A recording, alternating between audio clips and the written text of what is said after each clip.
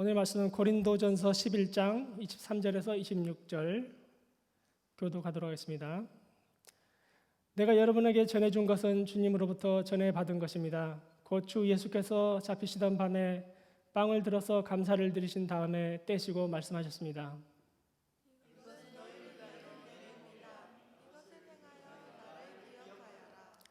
식후에 잔도 이와 같이 하시고서 말씀하셨습니다. 이 잔은 내 피로 세운 새 언약이다. 너희가 마실 때마다 이것을 행하여 나를 기억하여라.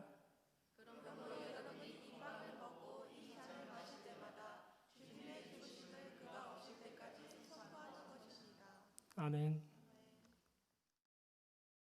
할렐루야.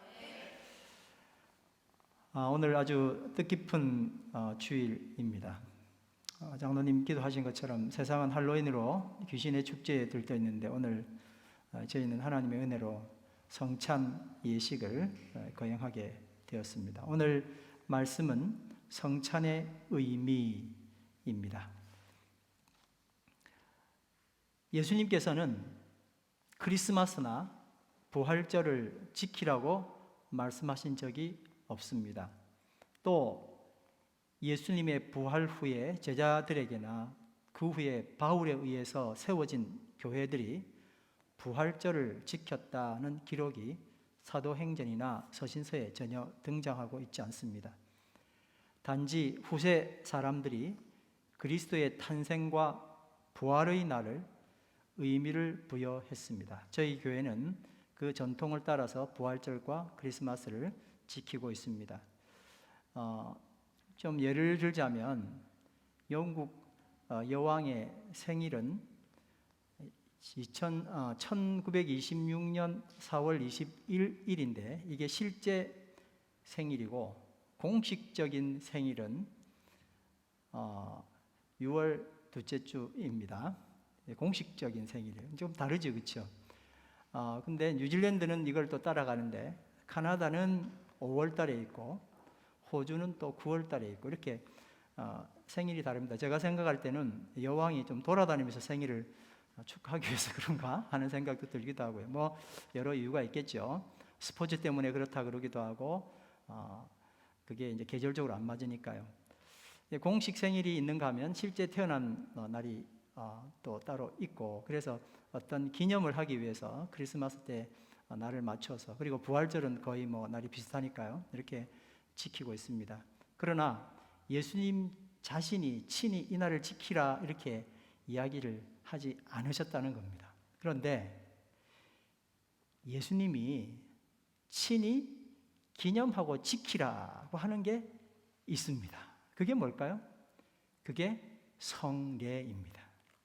성스러운 예배라는 뜻이죠. 성스러운 예식. 성례에는 뭐하고 뭐가 있을까요? 성찬과 세례, 침례로 나눕니다. 세례는 씻는다는 의미고 침례는 물에 잠긴다는 의미인데 침례교가 나뉘어진 이유는 또 세례가 아니고 침례야 하기 때문에 이렇게 나눠졌는데 저희 교회는 침례를 하고 있습니다. 많은 교회들이 침례를 따라가는데 침례가 맞기 때문에 그렇고 세례는 틀렸기 때문에 그렇게 하지 않는다. 그런 개념보다는 둘 다를 인정하는 상황에 있습니다. 근데 여러분 세례 침례를 이야기하기보다는 이 성찬, 이 성례, 세례와 이 두 가지는 참 놀랍게도 크리스마스도 그리고 부활절도 따로 없음에도 불구하고 예수님의 오심, 성육신이죠. 인카네이션. 그리고 고난, 죽으심, 부활이 모두 다 여기 이 성례에 담겨 있다는 겁니다. 참 놀라운 일이죠. 성찬의 근거가 뭘까요? 예수님께서 친히 말씀하셨습니다. 누가복음 22장 19절 20절입니다. 다 같이 한번 읽겠습니다. 시작. 예수께서는 또 빵을 들어서 감사를 드리신 다음에 떼어서 그들에게 주시고 말씀하셨다. 이것은 너희를 위하여 주는 내 몸이다. 이것을 행하여 나를 기억하여라. 예수님이 명하신 겁니다. 그렇죠? 세례의 근거는 뭘까요? 예수께서 세례 요한에게 세례를 받으신 것으로 시작을 합니다. 그 후에 예수님의 제자들도 세례를 주게 되었습니다. 그리고 마태복음 28장 19절 말씀에 예수님께서는 부활하시고 그 다음에 승천하시기 바로 전에 거기에 모인 사람들에게 이렇게 명령하셨습니다. 마태복음 28장 19절 말씀 다 같이 읽겠습니다. 시작. 그러므로 너희는 가서 모든 민족을 제자로 삼아서 아버지와 아들과 성령의 이름으로 세례를 주고, 이 대명령, 그레이트 커미션이라고 우리는 그렇게 명명하고 있습니다. 이게 바로 세례의 근거입니다. 세례의 의미는 뭘까요? 로마서 6장 3절 말씀입니다. 시작. 세례를 받아 그리스도 예수와 하나가 된 우리는 모두 세례를 받을 때에 그와 함께 죽었다는 것을 여러분은 알지 못합니까? 여러분 보세요. 그리스도께서 내 안에 사심으로 인해서 예수께서 살아나신 것이에요. 그리고 물에 잠김으로 인해서, 씻음으로 인해서 우리는 뭐가 됐다는 거예요? 죄가 용서받고 예수 그리스도의 죽으심을 맛본다는 거예요. 세례 자체에 그분의 탄생과 고난과 죽으심이 다 포함되어 있고 그걸 우리가 받아들인다는, 그게 바로 세례의 의미인 겁니다. 근데 여기서 우리가 주목해 볼 것은 뭐냐면 이 예식들의 단순성입니다. 단순하다는 건 복잡한 의식이 아니라는 겁니다. 고급스럽지도 않다는 의미입니다. 예수님께서 그렇게 지정해 주신 것이 얼마나 놀라운 일인지 모릅니다. 세상은 권위가 있을수록 예식들이 더 고급스러워져 가고 굉장히 복잡해져 가는데 주님께서는 그렇게 하지 아니하시고 아주 단순한 것을 가지고 이 예식을 할 수 있도록 우리에게 은혜를 주신 것입니다. 군왕의 왕의 즉위식, 심지어 결혼식에 비하면 이 성례는 너무나 단순합니다. 사람이 어떤 단체에 가입한다 해도 이렇게 단순하지는 않습니다. 그러나 예수님께서는 물 하나만으로 인간의 죄 사함, 하나님의 자녀가 되는 예식은 침례, 세례 의식을 제정하신 겁니다. 그러나 물에 잠기고 물에서 올라오는 예식으로 한 사람이 그리스도의 고난과 죽으심, 장사 지내심, 부활까지 모두 경험하는 의미가 있게 됩니다. 그리고 또 나누던 식사예요. 식사를 오늘 좀 전에 우리가 예배 같이 드리면서 이렇게 빵도 이렇게 자르기도 하고 잔을 붓지 않았습니까? 이런 그냥 일상적인 것을 가지고 예수님께서는 이것을 통해 성례를 또 제정하신 겁니다. 우리가 나누던 빵과 포도주를 이용해서 성찬식을 하신 겁니다. 빵은 예수 그리스도의 찢어진 몸으로, 포도주는 예수 그리스도의 흘리신 피로 바꾸어 주셨습니다. 예수께서는 그렇게 찢어지시고 피를 흘리심으로 죽었지만 그것을 사람이 먹음으로 인해서 그 사람을 살리고 예수는 그 사람에게서 부활하시게 되는 것이었습니다. 예수님 말씀하시지 않았습니다. 부활절을 지키라. 그러나 지금 우리가 지키고 있는 부활절은 예수께서 죽으시고 부활하셨다 하는 역사적 사실의 의미를 부여한다면, 틀림없이 그분은 죽으시고 살아나셨다는 역사적 사실의 의미를 부여한다면 성례는 예수의 성육신 하심과 죽으심과 부활이 개인적인 삶에서, 개개인의 삶에서 어떻게 적용되는가 하는 의미를 가지게 되는 겁니다. 즉 예수 그리스도의 역사적 부활이 개인적 부활로 적용되느냐 하는 이야기인 겁니다. 예수께서 부활하셨지만 그 부활은 사람들이 생각하는 것처럼, 그냥 아무 생각 없이 받아들이는 것처럼 결코 화려하지 않았습니다. 수천만의 사람들이 예수 부활을 위해서 모여들었고, 그리고 화려한 오케스트라와 성가대가 찬양으로 예수님의 부활을 기다렸던 것이 아니었습니다. 그 새벽은 너무나 잠잠했고 고요했습니다. 전 우주적 사건, 이 대사건이 너무나 초라한 모습으로 시작하고 그리고 끝나버렸습니다.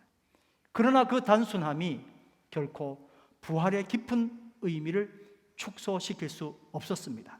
왜 그러냐? 각 사람에게서 예수님이 부활하시는 놀라운 일이 일어났기 때문에 그렇습니다. 아멘. 예수님께서는 역사적 부활이 아니라 각 사람에게서 개인적으로 예수 그리스도의 부활을 맛보기를 원하셨습니다. 유대 땅 예루살렘에서 예수님은 부활하셨지만 천국을 이루어야 할 개개인의 마음속에 예수님은 부활하셔야 했습니다. 역사적 부활에 머무는 것이 아니라 개인적인 부활로 반드시 이어져야 했습니다. 예를 들어 보겠습니다. 예수님의 죽으심으로 절망과 공포로 엠마오 마을로 가는 두 제자에게 부활하신 예수님께서 접근하셨습니다. 두 사람이 그냥 예수님의 기적을 잠깐 맛보았던 사람이 아니라 제자였다고요. 엠마오 마을로 가는 제자였다고 이야기했습니다. 그러면 스승의 얼굴과 목소리를 분명히 기억할 겁니다. 그렇지 않습니까? 그런데 부활하신 예수께서 함께 먼 길을 걸어가면서도 그분이 예수인지를 알지 못한 거예요. 바른 믿음이 없으면 사물들은 왜곡되게 됐습니다. 결코 예수님은 지금 내 옆에서 이야기하신 분이라고 생각조차 할 수 없었던 거예요. 그분이 살아난다고 수도 없이 이야기했음에도 불구하고 엠마오 마을로 가는 두 제자는 살아계신 예수님임에도 불구하고 그분과 함께 죽은 예수를 이야기하고 있었어요.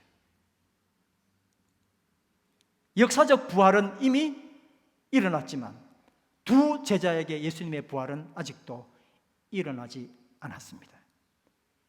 예수님은 부활하셨지만 엠마오로 가던 두 제자에게 예수는 여전히 죽어 있었습니다. 이제 날이 저물어 예수께서 그들과 떡을 떼실 때, 뭐를 떼실 때요? 떡을 떼실 때 성찬이 이루어졌습니다. 그들의 눈이 밝아져서 예수이심을 알게 되었습니다. 부활하신 예수께서 그 둘을 개별적으로 만남으로 그 둘 속에 예수님은 죽지 않고 마침내 부활하신 예수가 되신 겁니다. 부활하신 예수께서는 또 막달라 마리아에게 보이셨습니다. 그녀는 부활하신 예수님을 향해서 죽은 예수의 시신을 달라고 간청하는 황당한 요청자였습니다. 아니, 예수님이 살아계셔서 역사하고 바로 그 코앞에 있는데도 불구하고 그분은 예수라고 생각조차도 못하고 그분에게 뭘 부탁했다고요? 죽은 시신 달라고요. 혹시 당신이 동산지기거든 예수의 죽은 시신을 나에게 어디 있는지 알려주십시오라고 이야기했는데 그 당사자가 누구였어요? 살아계신 예수님이었어요.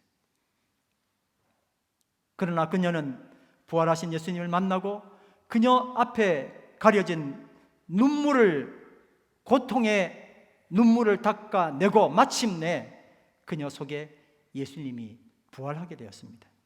의심 많은 도마의 마음속에서도 예수님은 부활하셨습니다. 도마의 의심은 부활하신 예수님을 아주 구체적으로 만나는 기회를 오히려 만들어 주었습니다.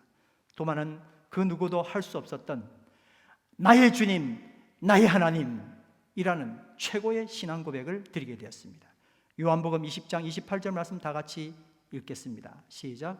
도마가 예수께 대답하기를 나의 주님, 나의 하나님 하니. 그분이 누구의 하나님인지는 모르겠어요. 그냥 그렇게 괜찮은 분으로 알았다가 이제 부활하신 예수님 그분을 구체적으로 만나고 난 다음에 뭐라고 고백했다고요? 나의 주님, 나의 하나님이라고 고백했습니다. 부활은 교회를 벗어나면 사라지는 이벤트가 아닙니다. 부활하신 예수님께서는 화려한 성 예루살렘에 머물지 않으셨습니다.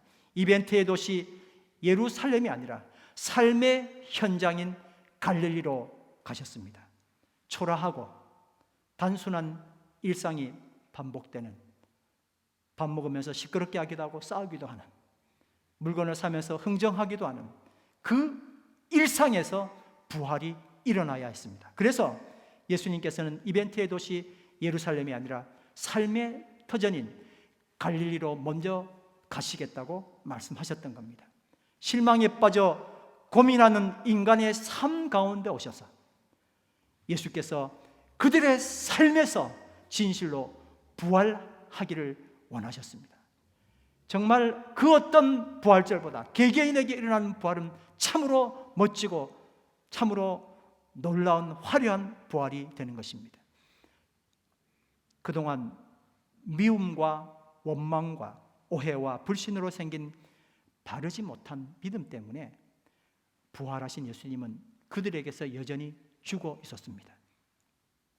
그러나 예수님께서는 삶의 현장에 있는 그들 한 사람 한 사람을 찾아오심으로 바른 믿음의 눈을 뜨게 해주셨습니다.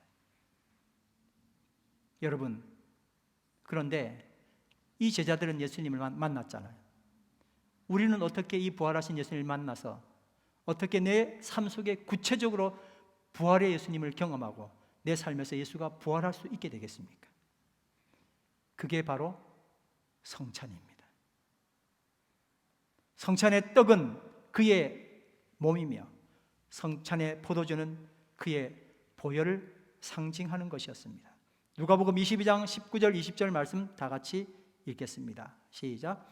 예수께서는 또 빵을 들어서 감사를 드리신 다음에 떼어서 그들에게 주시고 말씀하셨다.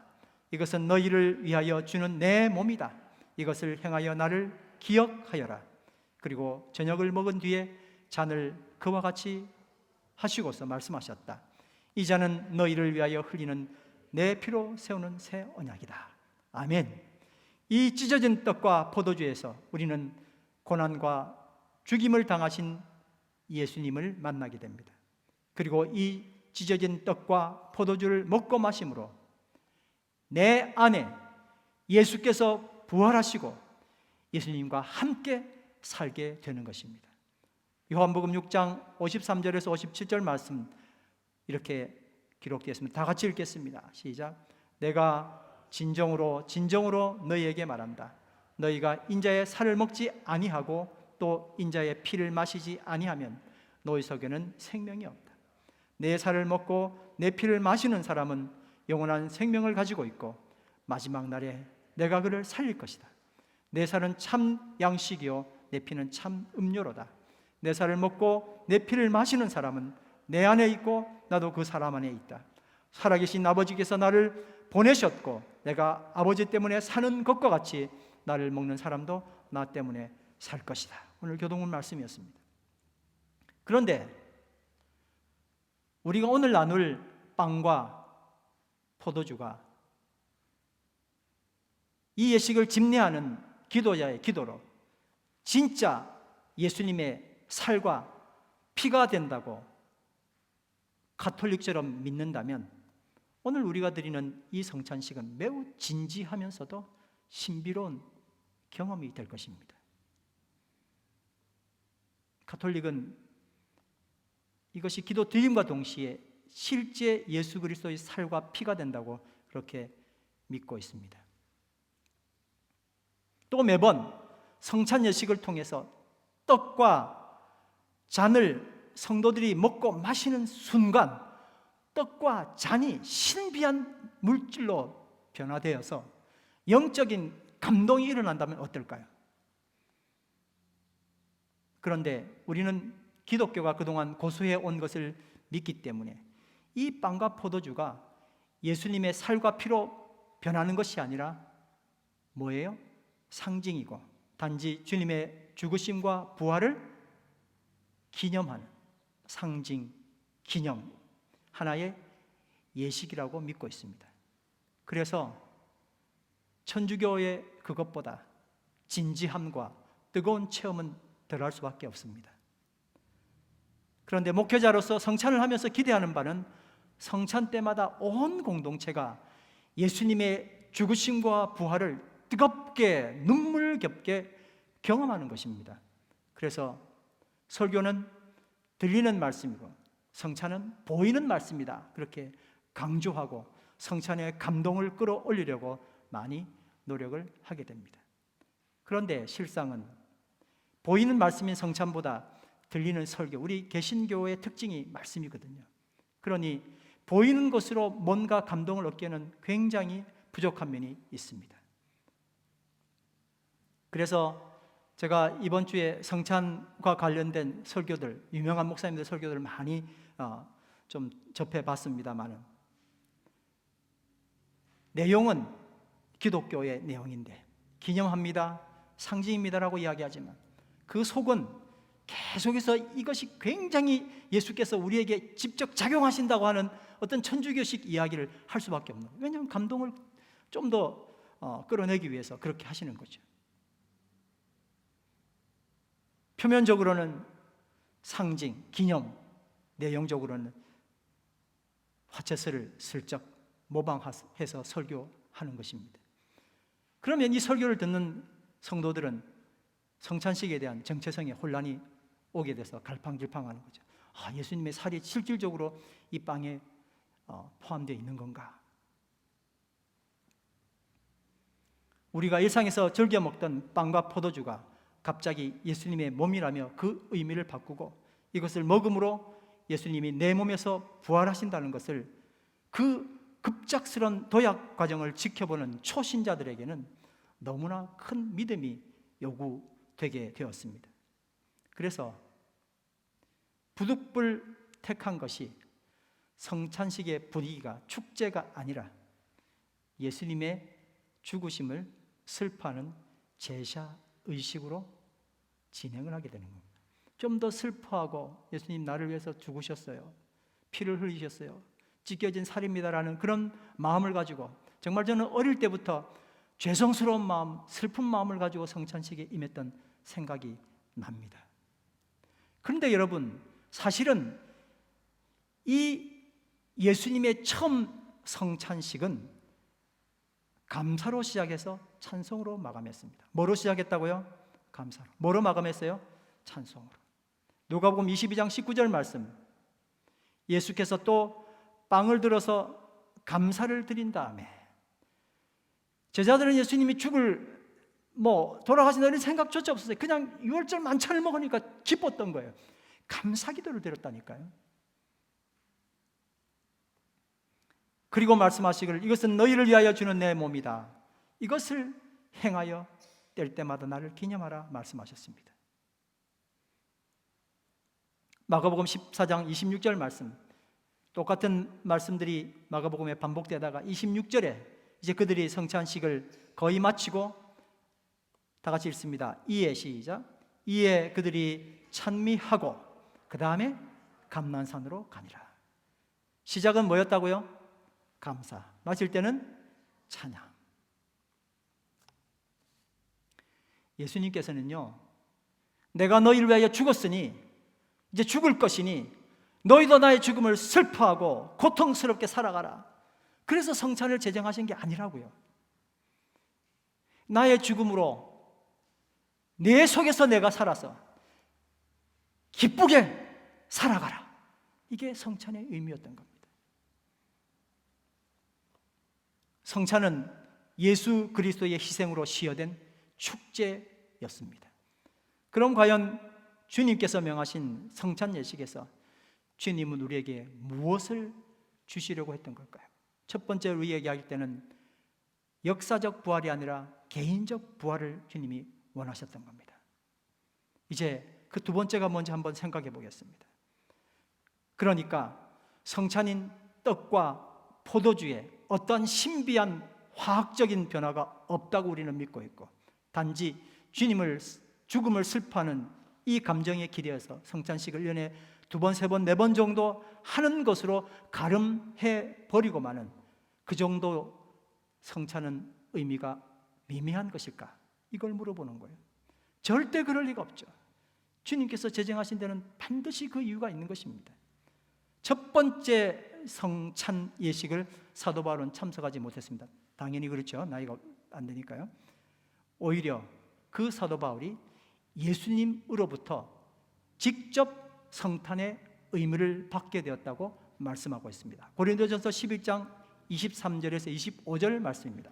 다 같이 첫 번째 절 읽습니다. 시작. 내가 여러분에게 전해준 것은 주님으로부터 전해받은 것입니다. 사도 바울이 이야기해요. 내가 주님으로부터 이 성찬에 대한 이야기를 정확하게 전해받았다 하고, 같은 말씀 누가복음 좀 전에 우리가 읽었던 22장 19절 20절 말씀을 조금 그대로 인용하고 있습니다. 다 같이 읽습니다. 시작. 곧 주 예수께서 잡히시던 밤에 빵을 들어서 감사를 드리신 다음에 떼시고 말씀하셨다. 이것은 너희를 위하는 내 몸이다. 이것을 향하여 나를 기억하라. 식후에 잔도 이와 같이 하시고서 말씀하셨다. 이 잔은 내 피로 세운 새 언약이다. 너희가 마실 때마다 이것을 향하여 나를 기억하라.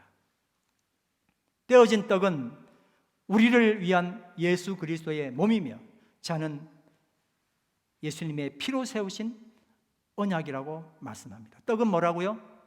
몸이고 피는 언약이라고요. 여러분, 떡과 잔은 나에게서 일어난 변화가 아니에요. 모두 예수 그리스도에게서 일어난 변화였습니다. 예수께서 부족하고 연약하고 더러운 나에게 오시기 위한 위대한 변화였습니다. 낮추심, 겸손함, 이것이 바로 성찬의 의미였습니다. 더러운 사람과 깨끗한 사람이 손을 잡고 악수를 하면 누가 더러워집니까? 더러운 사람과 깨끗한 사람이 손잡고 악수하면 누가 더러워집니까? 깨끗한 사람이에요. 주님께서 이걸 하신 거예요. 내가 너에게로 들어가야 되겠는데 나는 좀처럼 변화가 없고 누구에게 변화가 있어야 되는 거예요? 예수님께 변화가 있어야 되는 거예요. 내가 너에게 들어가기 위하여 주님께서 변하신 모습이에요. 겸손하심으로 내려오신 그거예요. 그걸 단지 뭐 하는 거예요? 우리는 기억하는 것 외에는 아무리가 잘해도 그 더러움을 어떻게 하겠습니까? 성찬은 주님께서 나를 위하여 변화가 됐구나, 변하셨구나, 나에게 들어오시기 위하여 그 몸이 변화를 주셨구나, 내 변화가 아닙니다. 이걸 말씀하시고 싶은 거예요.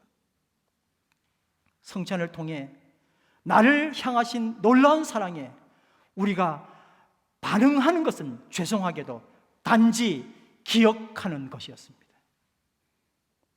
성찬을 하면서 뭔가 엄청난 변화가 우리에게 일어날 줄 알았는데 그 변화가 주님을 감동시키는 것이 아니에요. 우리는 주님의 변화에 감동받아야 하는 것입니다.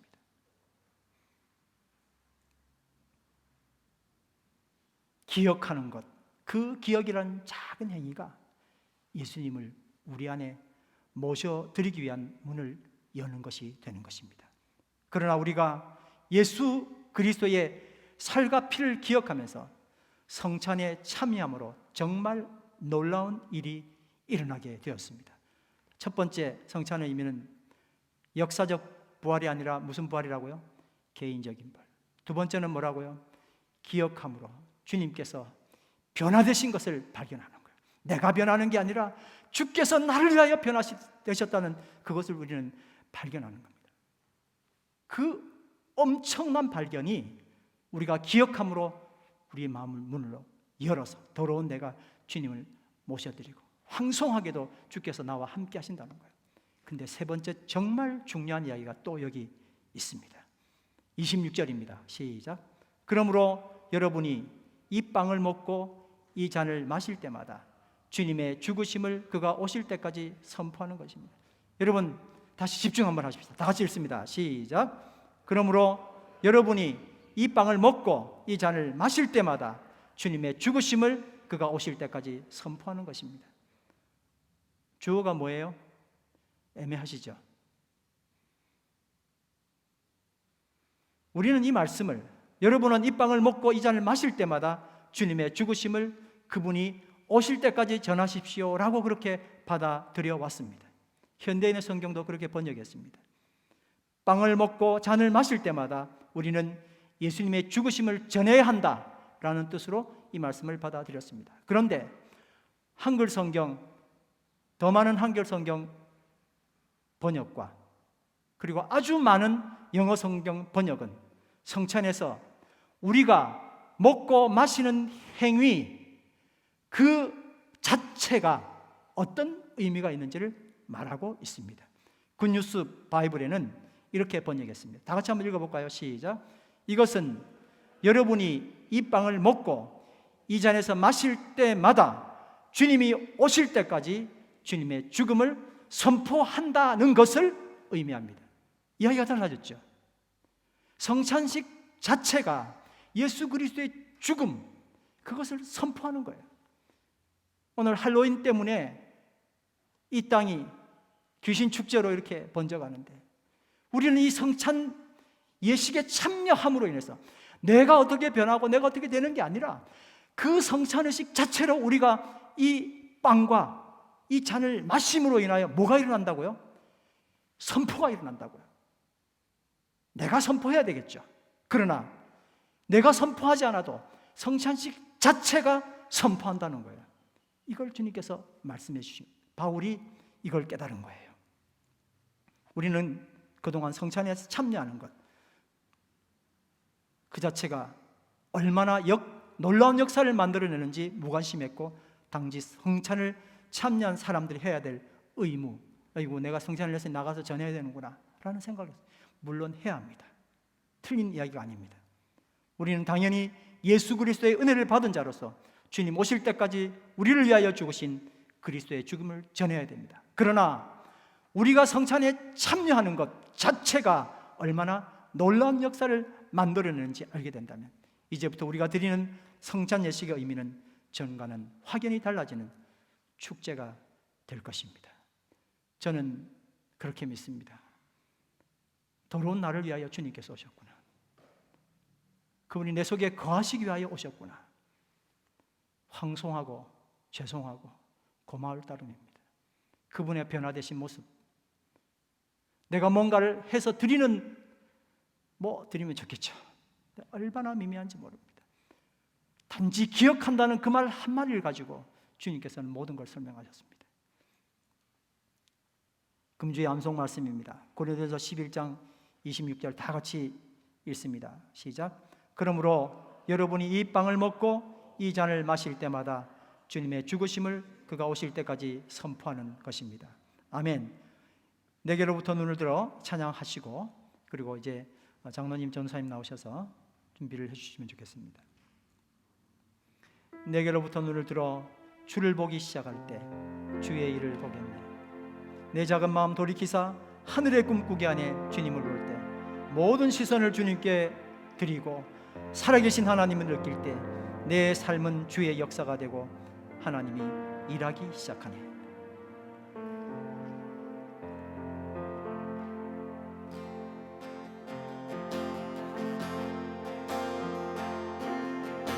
내게로부터 눈을 들어 주를 보기 시작할 때 주의 일을 보겠네. 내 작은 마음 돌이키사 하늘을 꿈꾸게 하네. 주님을 볼 때 모든 시선을 주님께 드리고 살아계신 하나님을 느낄 때 내 삶은 주의 역사가 되고 하나님이 일하기 시작하네.